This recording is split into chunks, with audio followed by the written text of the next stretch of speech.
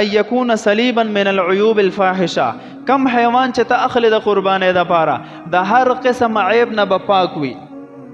مثلا کو چرته ړوند څاروي وي په دواړو سترګو یا په یو سترګه مکمل ړوند دی په قربانی جایز نه ده.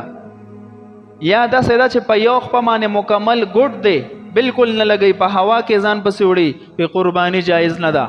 علامه شاملی کلی دی کو داسې څاروی دی چې په درېو خپو باندې خو قدم صحیح اخلي او دا څلورمه هم لګي سهاره په اخلي، نو بیا په داسې څاروي باندې قرباني صحیح ده. او کنه دا څلورمه خپه د سره لګي نه مکمل ماته ده بیا په قرباني صحیح نه ده. دریم داسې کمزوري څاروی دی چې بالکل هغه مغز یې په هډوکو کې ختم دی، مکمل کمزور دی چې مغز پکې بالکل ختم دی، دا عیب دی، په داسې څاروي هم قرباني صحیح نه ده. یا داسې څاروی دی چې غوږونه یا د لکۍ اکثر حصه کټ شوې ده، اکثر حصه په قرباني صحیح نه ده. یا داسې څاروی دی چې ښکر یې مات شوی دی او د ښکر به د جړ کې ماتېدو په وجه مزغو ته اثر رسېدلی دی، په قرباني جایز نه ده.